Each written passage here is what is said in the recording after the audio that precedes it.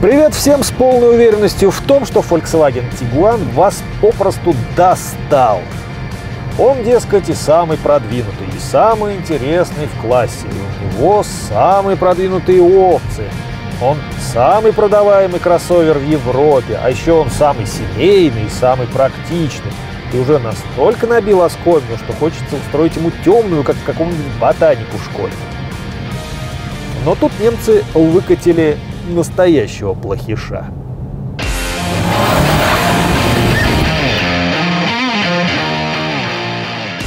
Вот он, Tiguan Sportline.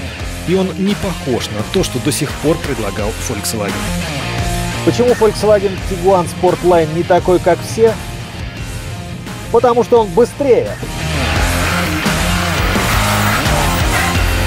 Обычные Тигуаны разгоняются с 0 до 100 км в час за 8-10 секунд.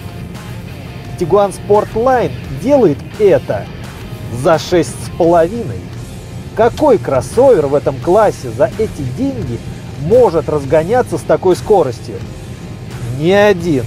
И все это благодаря турбированному двухлитровому двигателю TSI. Его мощность 220 лошадиных сил, крутящий момент 350 ньютонов на метр, и все они доступны уже с 1500 оборотов.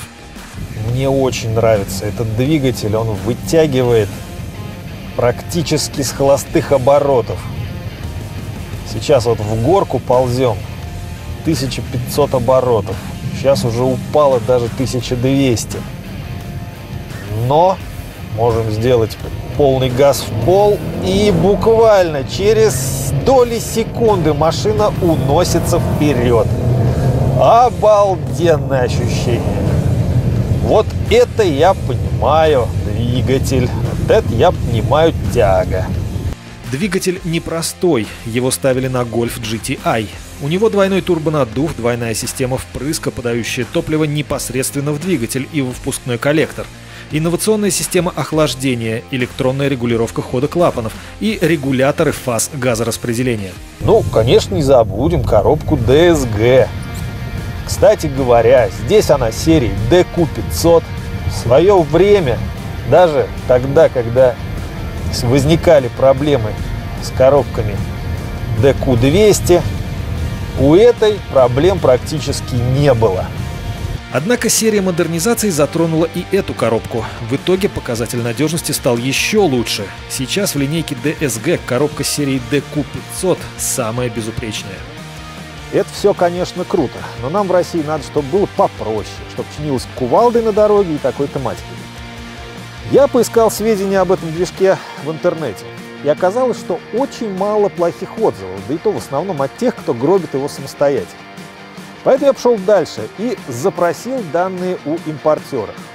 Так вот, статистика поломок на гарантийном сроке практически отсутствует. Да и то пополняется теми, кто самостоятельно гробил этот мотор, не соблюдая технические требования. Поэтому если вы просто регулярно проходите ТО и выполняете элементарные требования производителя, ничего с ним не будет. И вот эта штука вам уже не понадобится. Мощный двигатель в сочетании с роботизированной коробкой дает фантастическое ощущение от динамики. Рулевое управление настроено очень чутко, и вы буквально тонете в ощущениях, которые передает вам автомобиль. Чем славен Volkswagen, так это управляемостью. Очень много сил и времени немцы потратили на то, чтобы научить машины классно ездить. Вот в случае с Тигуаном это им удалось на все 100%, потому что ни один автомобиль в классе за эти деньги не дает такого ощущения за рулем. Полнота абсолютная. Вы каждую секунду ощущаете машину и реально получаете удовольствие. В повороте ли, на прямой ли, он буквально безупречен. Не без недостатков, конечно. Пришлось немножко пожертвовать комфортностью подвески, которую иногда все-таки пробивает. Для спортивного кроссовера комфортность подвески Tiguan Sportline вполне приемлемая. Автомобиль не утомляет излишней жесткостью. Ехать можно вполне комфортно. Главное, что подвеска не стремится полностью изолировать вас от машины, и вы получаете то самое драгоценное чувство руля. Особенно, если соберетесь немножечко отжечь.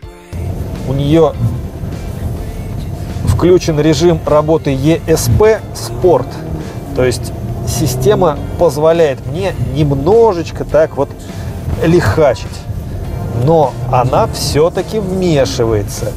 Есть еще и третий режим, когда система полностью отключена. Точнее, не совсем полностью, но электроника проснется только если происходит что-то уж совсем неприличное. Полностью отключу электронику, но на 100% один на один с машиной я не останусь, потому что Volkswagen этого не позволяет. Тем не менее, сейчас посмотрим, как будет вести себя машина в этом режиме. Коробка у нас в спорте.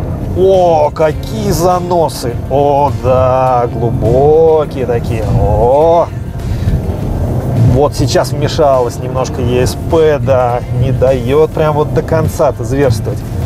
Не дает. Чуть-чуть удерживает.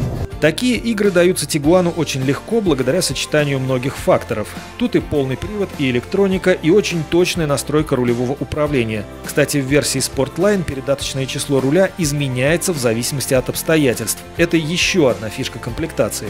Ну и, конечно, мощный мотор, дающий вам весь крутящий момент буквально с 1500 оборотов. Двигатель настолько мощный, что даже на прямой пытается сорвать машину в занос. Сейчас покажу. Тоже отключенная система стабилизации. Выставляюсь напрямую. Так, все, стоим. Газ в пол, понеслась. О, вот сейчас меня потащило влево немножко, сейчас немножко уводит вправо. Видите, я подруливаю. Это потому что машина просто зверь. Без системы стабилизации ее реально даже на прямой сносить начинает. Двигатель 220 лошадиных сил. Сумасшедший крутящий момент для такого движка. Ну, вот ее и сносит. Сейчас попробуем включить систему назад. Так, включаем, полностью включаем. Что у нас получается, а? Во, все, прямолинейное движение. Вообще не подруливаю, видите? Можно руки даже с руля убрать, а она все равно держит прямую.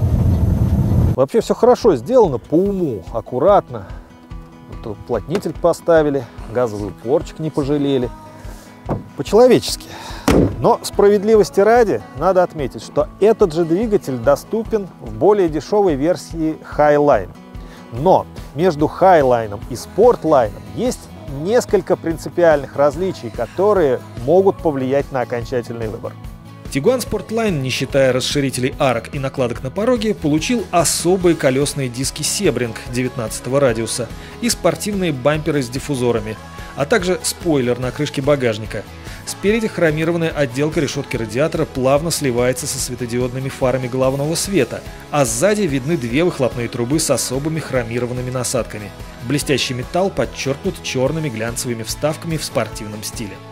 Вроде бы в дизайне нет ничего такого особо броского, но в то же время опытный глаз сразу заметит, что это не простой Tiguan, а в салоне все еще круче.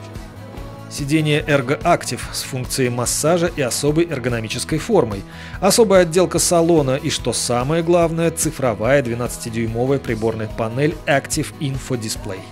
Отмечу кое-какие интересные фишки Tiguan Sportline. Начнем с эмблемы. Она необычная, здесь металла практически нет. Сделано это потому, что за ней прячется сенсор.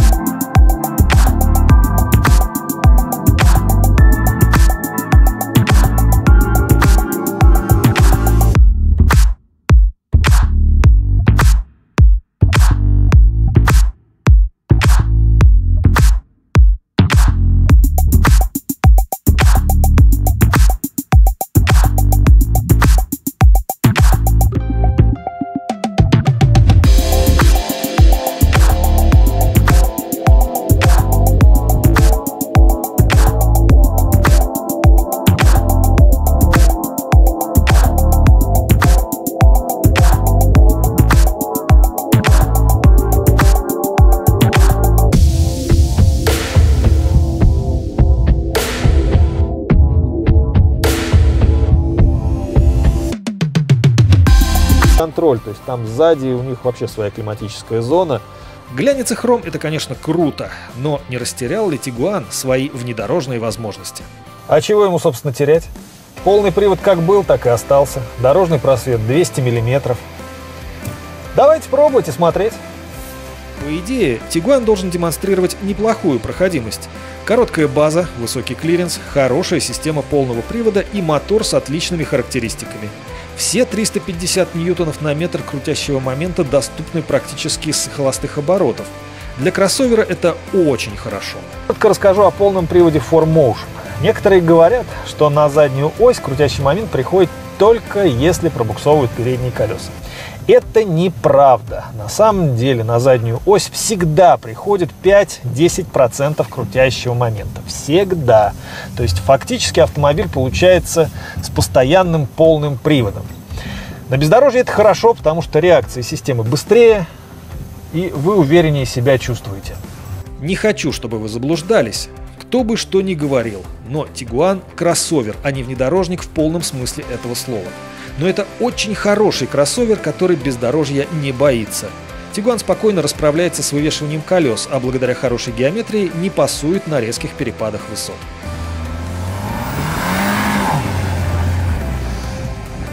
Сейчас перед нами длинный подъем, немножко заледенелый, заваленный снегом. Здесь кочки, в общем, не очень приятно. Все, что у нас есть, это агрегаты, на которых я буду тянуть машину. У нас есть двигатель и у нас есть дорожный просвет. Вот и будем смотреть, как это все работает совместными усилиями.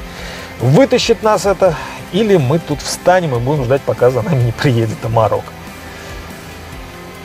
Ну ладно, будем пробовать.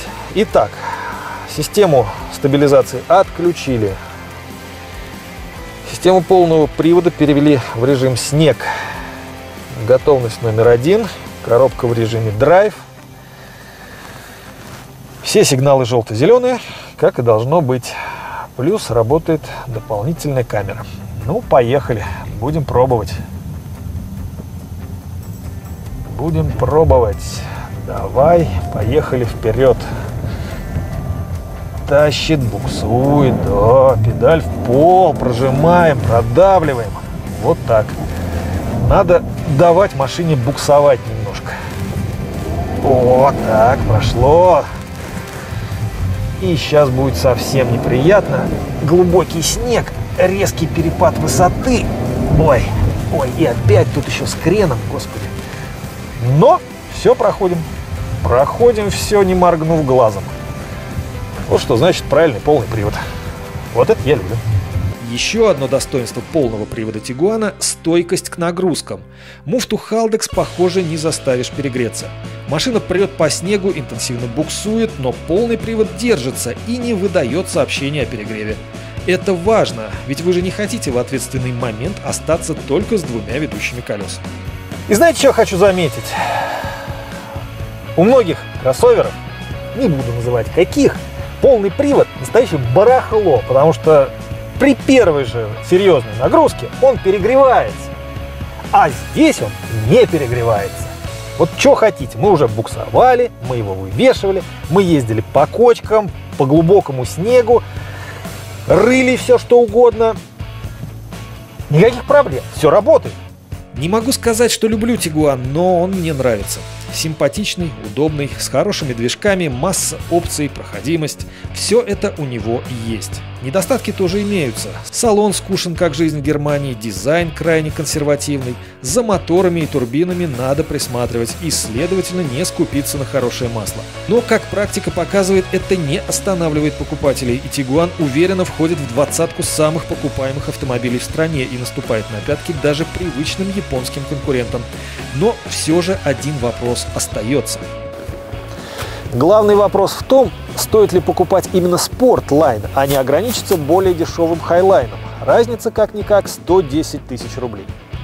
Ну, начнем с того, что в хайлайне у вас не будет системы бесключевого доступа Кесси. У вас не будет системы адаптивного круиз-контроля с функцией езды в пробке. У вас не будет руля с передаточным отношением, который меняется в зависимости от манеры вождения. В общем, техноигрушками придется набивать Highline, и вполне возможно разница не компенсируется никак, то есть вы еще и переплатите. Поэтому, если вы фанат техно, вам именно Sportline. Кроме того, если вы хотите больше индивидуальности, больше спойлеров, больше хрома, больше различных внешних украшательств, вперед в очередь за Sportline. А на сегодня это все.